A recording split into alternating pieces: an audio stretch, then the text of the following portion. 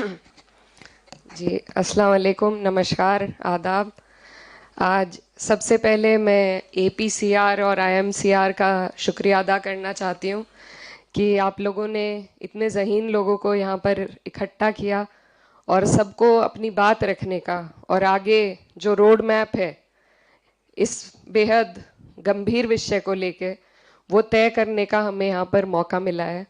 मैं अदीब साहब का धन्यवाद करना चाहती हूँ जो लगातार इस तरह की कॉन्फ्रेंसेस कराते हैं और इससे हमारा भी जहन खुलता है, हमें भी बहुत सी बातों की जानकारी मिलती है। अभी 5 अप्रैल को जो ये बिल पास हुआ, इस बिल का नाम उम्मीद दिया गया है, लेकिन उम्मीद की कोई किरण इस बिल में नहीं है।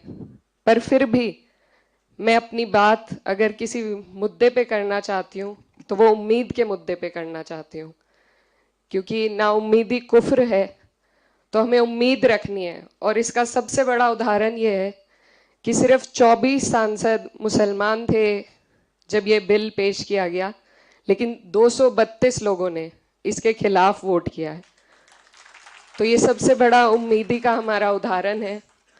और ये जो हमारा मुल्क है, हमारा देश है, इसमें जब भी ऐसे कोई मामले आए, चाहे सीए एनआरसी हो, चाहे किसान आंदोलन हो, तो उसमें हमेशा अगर कामयाबी हमें हासिल हुई है तो तभी हुई है जब पूरा समाज हमारा एकजुट होकर किसी मामले के खिलाफ लड़ा है।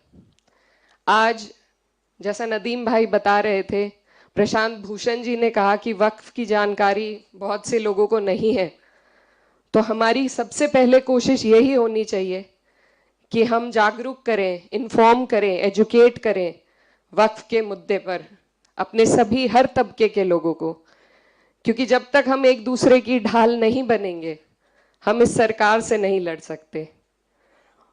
और साथ ही मैं ये भी कहना चाहती हूँ कि इसमें सबसे बड़ा रोल मुझे नहीं लगता पॉलिटिशियंस का होगा, नेताओं का होगा, पार्टियों का होगा।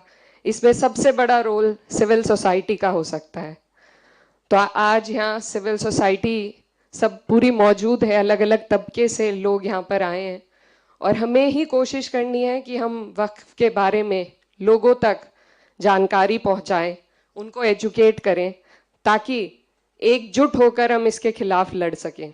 क्योंकि ये लड़ाई सिर्फ एक कौम के खिलाफ नहीं है। आज अगर इसमें मुसलमानों पर सबसे ज्यादा तीखा हमला हो रहा है, तो आगे और भी बहुत लोग हैं जिनके लिए ये सरकार अपने मंसूबे तैयार कर रही है। तो इसीलिए ज़रूरत है हमें सबसे पहले बात उम्मीद की करने की और बात एकजुटता की करने की। तो मेरी आप सब से यही गुजारिश है कि हम लोग संसद में खड़े होकर हम सब ने, यहाँ सभी लोग जो बैठे हैं, सभी ने वक्फ के खिलाफ अपनी बात रखी।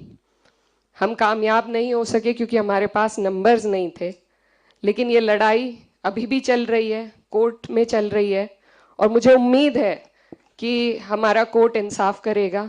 अभी फैसला रिजर्व रखा गया है। अब अगर बात करें कि हमें इस दौरान क्या करना है, तो इस मुद्दे पर हमारी कई बार बात भी हुई है और इसमें कोशिश यही है कि जहां एक तरफ उम्मीद है वहां दूसरी तरफ तैयारी होनी चाहिए। क्योंकि ये जो सरकार का मंसूबा है, ये पूरे देश में एक एडमिनिस्ट्रेटिव केओस पैदा करने का है। जो छोटे छोटे जिले हैं, कस्बे हैं, सबसे पहले वहीं पर उन लोगों पर सबसे पहले ये परेशानी का पहाड़ टूटेगा जो शायद इसके कानून सही तरीके से नहीं जानते, नहीं समझते। तो मैं, क्योंकि यहाँ पर सभी जिम्मेदार लोग मौजूद हैं, सिर्फ ये कहना चाहती हूँ कि अगर हम कोशिश करें सिविल सोसाइटी के माध्यम से छोटे छोटे कस्बों में, छोटे जिलों में वक्त की जानकारी पहुंचाने की, तो मुझे लगता है उससे बहुत लोग हमारे साथ इस मुहिम में जुड़ेंगे। और दूसरी बात, क्योंकि यहाँ पर सभी लोग बहुत कुछ करना चाहते हैं लेकिन रास्ता समझ में नहीं आता है, तो मेरी जो छोटी सोच है उससे मुझे ये लगता है कि अगर हम लीगल कैंप्स, लीगल एड अभी से हम ऐसे लोगों की तैयारी करें जो हर जिले में, हर कस्बे में जहां भी इस तरह के मुद्दे उठते हैं, जैसा संभल में उठ चुका है, उसके अलावा भी, क्योंकि कोर्ट सिर्फ सारे मामले सुप्रीम कोर्ट में लाए जाएं ये भी मुमकिन नहीं हो पाता। लोअर कोर्ट से लेके हाई कोर्ट से लेके सुप्रीम कोर्ट तक हमें ऐसे लोगों को जोड़ना पड़ेगा जो जब ये मुद्दे जहां उठे उनके लिए एक तरमीम बनाई जाए कि कैसे उस जगह पर इस लड़ाई को हम लड़ सकें।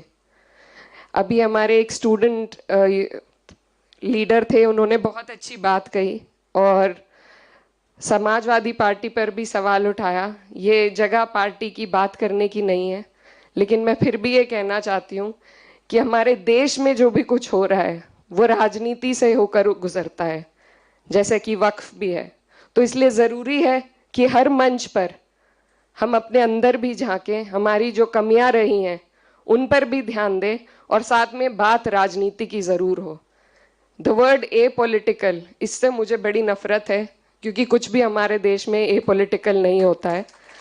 तो बात पॉलिटिक्स की जानी चाहिए और हम जहां खड़े हैं हमारी जिम्मेदारी है कि अगर हमारे ऊपर कोई भी अगर वर्ग हो, उस पर कोई संकट आए तो अपनी पार्टी का रुख उस तरफ मोड़ने की जिम्मेदारी हमारी है।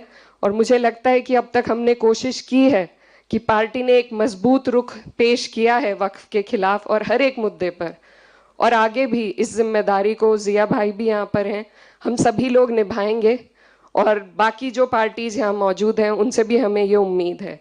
लेकिन जो आने वाले चुनाव हैं, बिहार में एक चुनाव आने वाला है, उसके लिए मैं खास तौर पर कहना चाहती हूँ कि जो धोखा हमें बिहार में मिला है उसको हमें याद रखने की ज़रूरत है। और वहाँ पर उसी हिसाब से, किसी पार्टी के लिए मैं वोट नहीं मांगना चाहती, लेकिन उसी हिसाब से अपना जहन खोलकर हमें हर एक पहलू पर ध्यान देने की ज़रूरत है। तो उसमें राजनीति भी आती है, उसमें लीगल एड भी आएगी और उसमें सिविल सोसाइटी का बहुत बड़ा योगदान रहेगा लोगों को एजुकेट करने के लिए, उनको साथ जोड़ने के लिए। ये सरकार जो प्रोपेगेंडा चलाती है ये आइसोलेशन का प्रोपेगेंडा है, एक समाज को बिल्कुल अलग कर दिया है। हम आपस में बैठते नहीं हैं, आपसी मामलों में चर्चा नहीं कर पाते, तो उसको हमें तोड़ना होगा। हमें सबको अपनी परेशानियों से अवगत कराना होगा और उनकी परेशानियों की जानकारी रखकर एक दूसरे की ढाल बनकर एक दूसरे का साथ देना होगा, एक दूसरे के साथ खड़े होना होगा। तभी मुझे लगता है कि इस तरह की कोई भी जंग हम जीत पाएंगे। और साथ ही मैं ये भी कहना चाहती हूँ, अभी हाल फिलहाल में कुछ ऐसे मुल्क हमारे देश में हैं जिनमें क्लियर कट, हमारे यहाँ तो फिर भी डेमोक्रेसी जिंदा है, लेकिन जहाँ पर बिल्कुल तानाशाही थी, जब वहाँ पर तख्ते पलट हो गए, तो यहाँ भी हमें उम्मीद है कि यहाँ पर हमारी जो डेमोक्रेसी है, जिसके सांस रोकने की कोशिश सरकार कर रही है, उसको आप और हम मिलकर मजबूत करेंगे। हमारी जो न्याय प्रणाली है उससे हमें उम्मीद है और उम्मीद को ही जगा कर रखना मुझे लगता है आज के दौर में सबसे ज़्यादा ज़रूरी है। तो बस ज़्यादा वक्त न लेते हुए आप सभी का शुक्रिया, खास तौर पर APCR और IMCR का, कि उन्होंने ये मंच दिया हमें जिससे हम अपनी बात पहुंचा सके। और यही कोशिश करनी चाहिए कि ना सिर्फ दिल्ली में बल्कि जो छोटे शहर हैं हमारे, जहां सबसे ज़्यादा ज़रूरत है लोगों को इस बारे में एजुकेट करने की, उस पर भी नदीम भाई और सब लोग मिलकर काम करेंगे। बहुत बहुत शुक्रिया, धन्यवाद। बहुत शुक्रिया।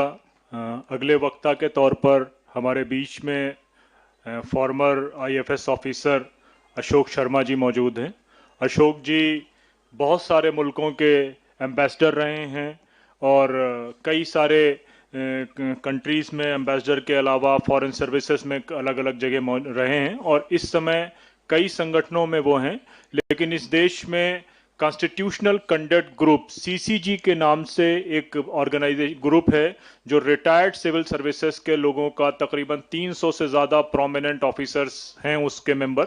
आप उसमें भी बहुत सक्रिय हैं। अशोक शर्मा जी, रिटायर्ड IFS ऑफिसर।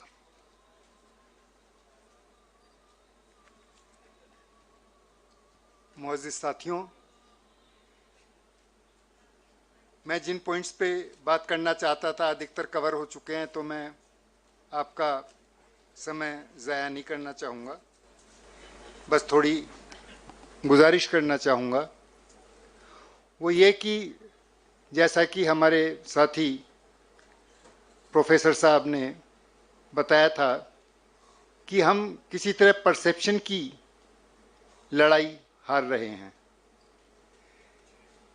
हमारी लड़ाई गोएबल्स के वंशजों से है कि एक झूठ को इतनी बार बोलो कि वही सच लगने लगे।